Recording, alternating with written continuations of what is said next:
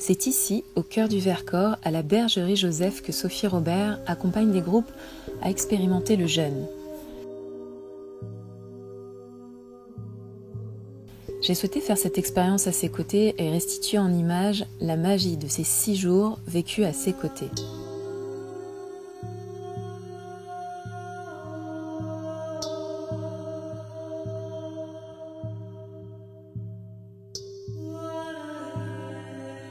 Sophie accompagne, depuis plus de 10 ans, des groupes de jeûneurs. Après avoir expérimenté par elle-même, elle s'est formée pour comprendre et connaître les secrets de cette pratique ancienne.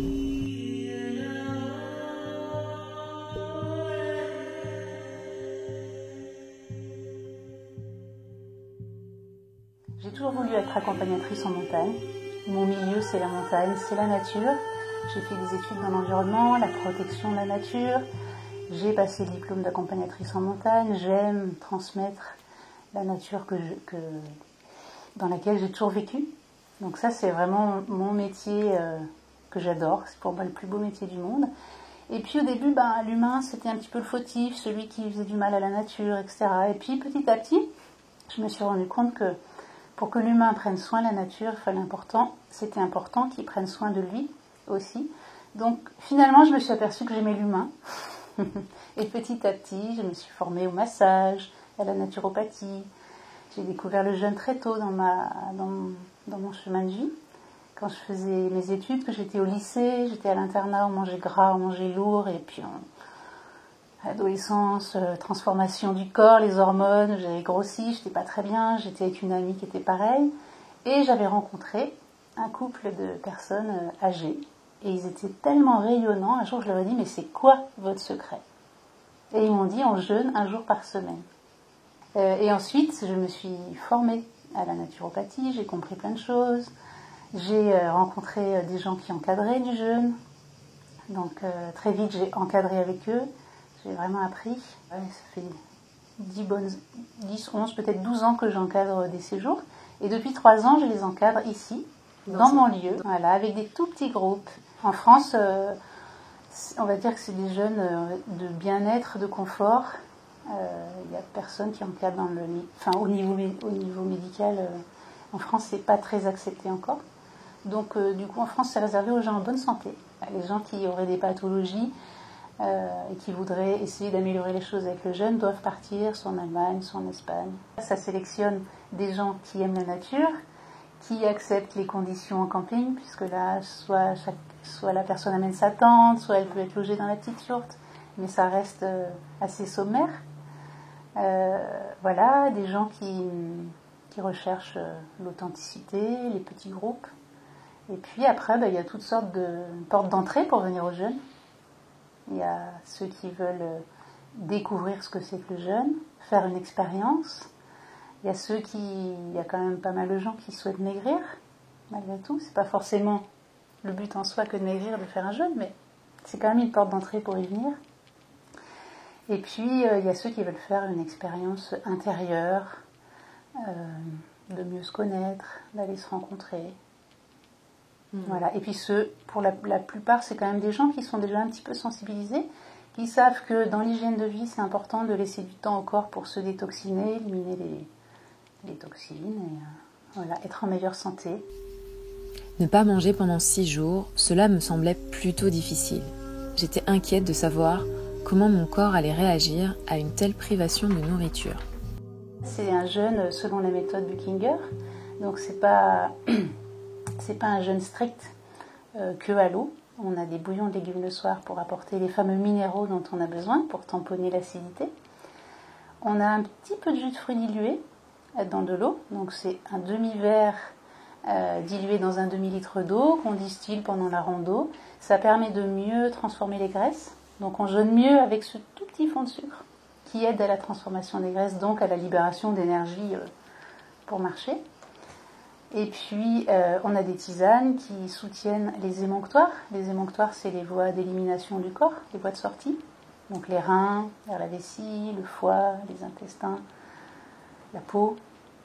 Voilà, tous ces organes qui font sortir les toxines vers l'extérieur. Et puis après, moi ça me tient à cœur de faire un accompagnement psycho-émotionnel de chacun, puisque en fait tout est lié, le corps physique, les émotions, le mental, tout est vraiment lié. Donc on regarde un petit peu ce qui se passe. Dans les crises curatives, c'est pas que des crises physiques, il peut aussi y avoir des petits moments où émotionnellement on se sent bousculé. Le foie, par exemple, qui est en lien avec la colère, lorsqu'on a le foie qui rame un petit peu, on peut certains jours se sentir un petit peu bizarre et puis ça passe. Et donc moi ça me tient à cœur d'accompagner aussi ces petits passages-là qui sont révélateurs de qui on est, de qu'est-ce qu'on traverse. Et voilà, ce qui est important pour moi, c'est d'amener beaucoup de bienveillance là-dessus, d'aider chaque personne à être bienveillant avec elle-même. Et puis j'invite aussi les gens du groupe à être bienveillants les uns envers les autres. Sophie utilise aussi des plantes qu'elle a distillées pour aider pendant la crise d'acidose, très courante pendant un jeûne. L'hydrolat de romarin qui soutient le foie, le genévrier qui soutient les reins et le foie, l'ortie riche en minéraux ou encore la mélisse qui apaise le système nerveux. Alors moi je suis passionnée des plantes médicinales, des plantes comestibles aussi. Ça c'est pour les autres stages, on mange.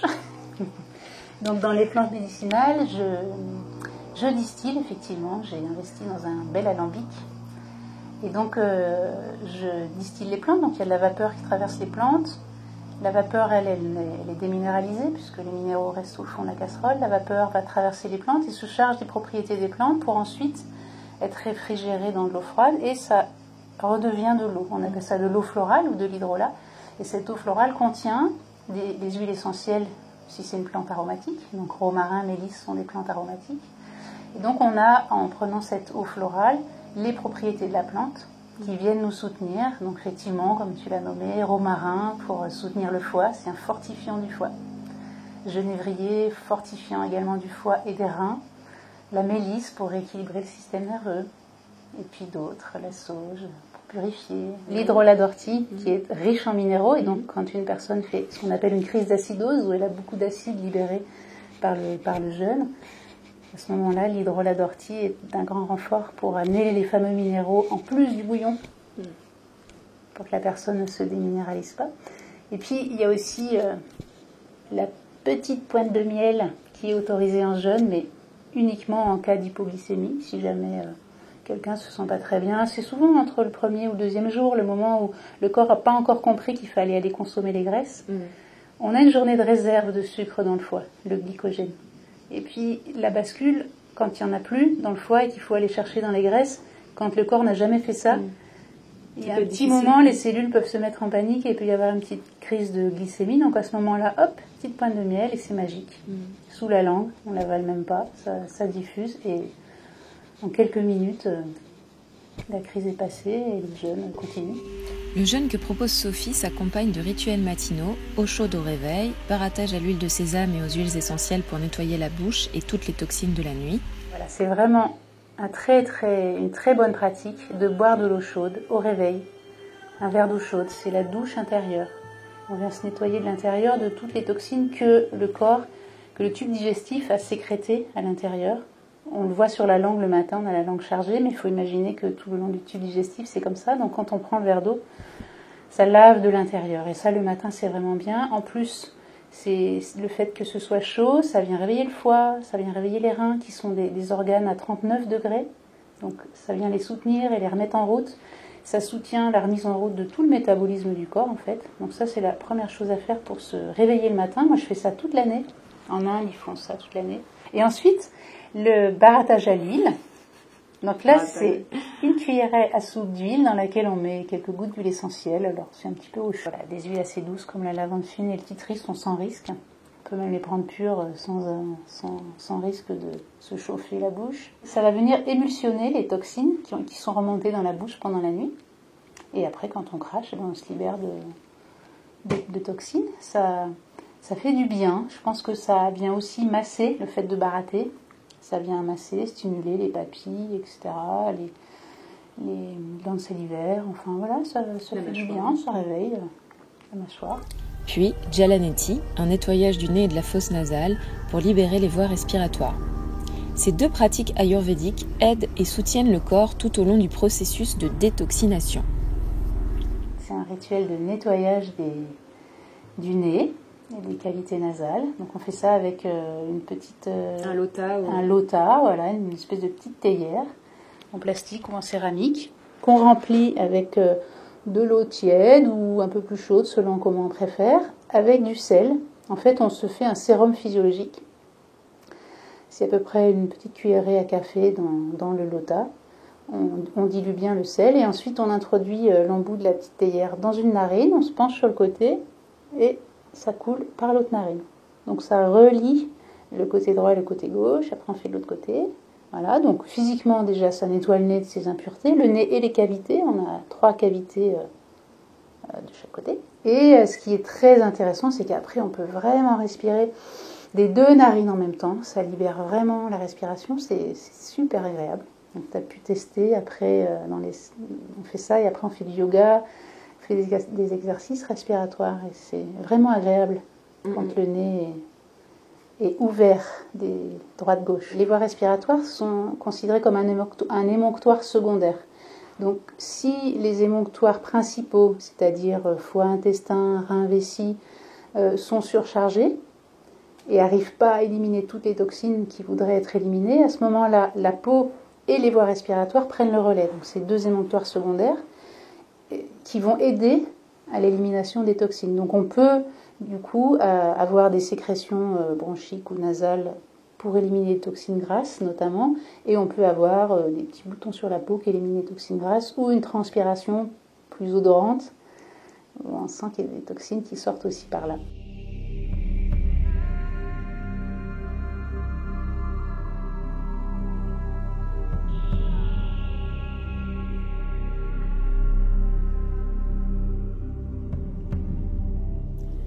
Des mouvements d'éveil corporel, des méditations et relaxations sont aussi proposés chaque matin.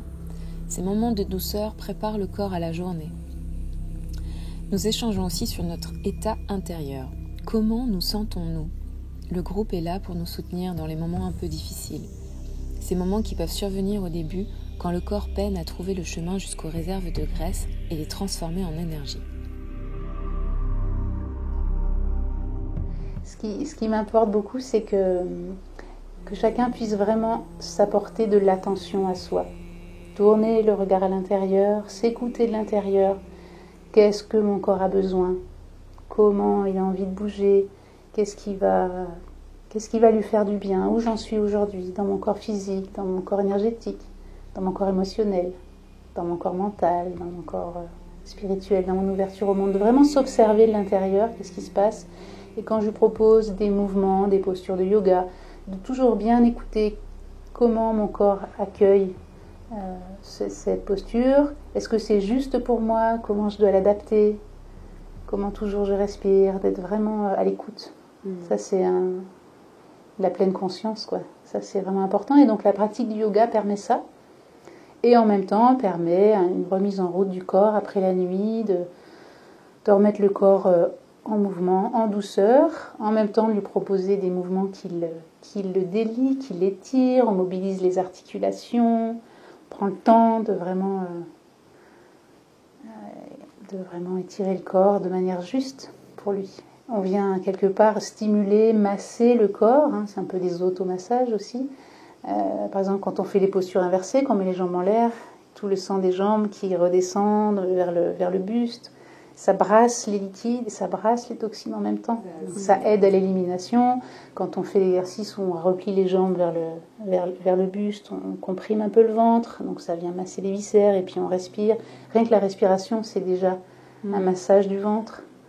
Donc voilà, et si on y met de la conscience, si on y met de l'intention, c'est encore plus efficace. En groupe, c'est vraiment intéressant parce qu'on s'accompagne aussi sur notre chemin de vie, sur notre évolution personnelle, et le groupe est très très porteur. Et comme ici, c'est la normalité de ne pas manger, on n'y pense pas à manger. Si on fait un jeûne dans un endroit chez soi où la normalité c'est de manger, ça risque d'être plus dur. Alors qu'ici, même moi qui jeûne pas à chaque fois que j'encadre, sinon je jeûnerais trop souvent, j'oublie de manger. Parce que, voilà, ici on mange pas et c'est ok, c'est normal. Et ici on se détoxine et on se fait du bien. Donc du coup c'est facile, vraiment. En groupe c'est facile. Puis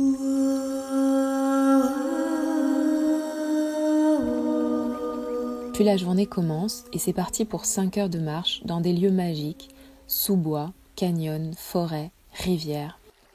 Une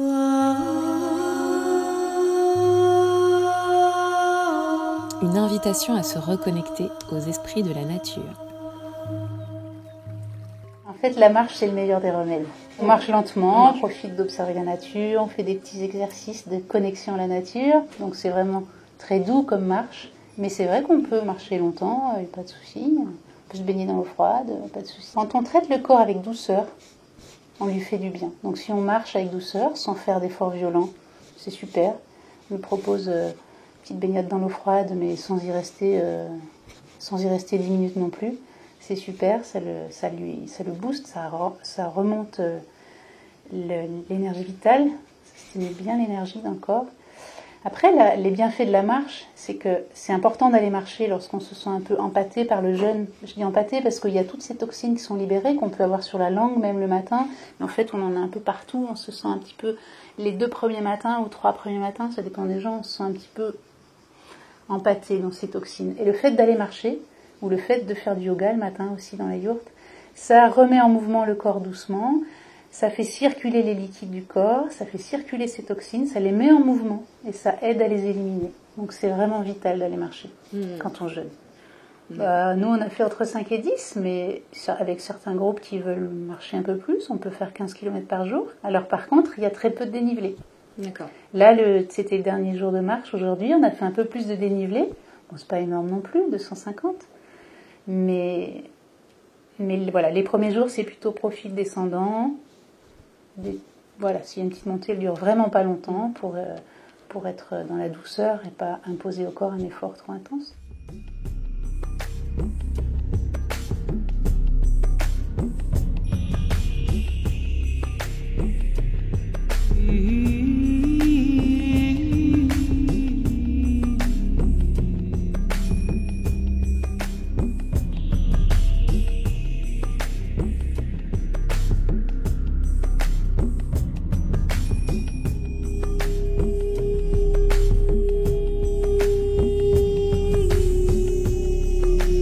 Sophie propose aussi de nombreux soins en accompagnement, des consultations en naturopathie, des massages, de la réflexologie. Ça va des massages à l'huile, en passant par la réflexologie plantaire, le shiatsu, le massage thaï, la relaxation coréenne. Enfin, il y a pas mal d'outils qui permettent de pouvoir choisir, d'aider la personne à choisir la technique qui va lui convenir le mieux. Puis après, on fait des mélanges de techniques aussi. Mais voilà, ça peut cibler, on peut vraiment cibler selon ce que la personne a besoin. Voilà. Et puis selon la pudeur de la personne. Si la personne n'est pas à l'aise avec son corps, on peut lui proposer un massage habillé ou juste les pieds. Et puis on y va progressivement dans cet accueil de soi.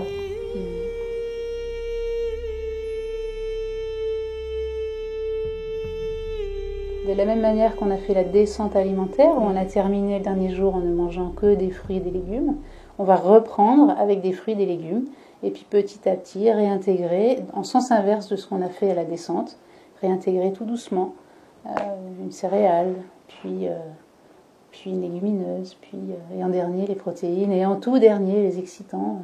Si on peut ne pas les réintroduire, c'est mieux. 5 jours de jeûne, ça fait 5 jours de descente avant, et 5 jours de reprise alimentaire après. D'accord. Et donc on fait le premier jour de reprise ensemble, donc pour nous c'est demain, c'est de la fête. Ce sera à base de fruits et légumes. Et puis, on en profitera pour encore apprendre et parler beaucoup d'alimentation, parce que finalement, on n'a encore pas beaucoup parlé d'alimentation. On commence ce soir, où je vous explique tout sur comment bien réussir votre remontée alimentaire chez vous.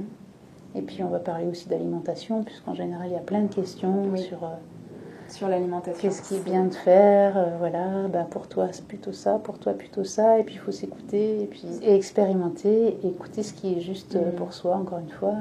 On est tous différents, on a tous des capacités digestives différentes, tempéraments différents, donc vraiment à chacun de s'écouter. Ça, c'est vraiment ce sera le dernier mot de la discussion de ce soir. Mais chaque fois, je suis émerveillée des visages qui se transforment, de la peau du visage qui s'embellit, du regard qui se clarifie, de la beauté qui s'exprime. Et puis aussi de l'éveil de la personne qui fait « Waouh, j'ai réussi !» Waouh, j'ai pas mangé pendant 5 jours et j'ai une forme incroyable. Et puis ça change la vision de la vie en fait. Et de voir une personne qui change sa vision et qui fait « Ah waouh, c'est possible !» Parce qu'on dépasse les limites. On dépasse ses propres limites et puis on se rend compte que la réalité, elle peut être différente que celle qu'on a crue. Où on nous a dit, bah voilà, c'est comme ça la réalité, quoi. Il faut manger, sinon tu vas mourir. On a plein de croyances qui, du coup, vont être levées par cette expérience et ça donne une liberté qui est extraordinaire et une légèreté.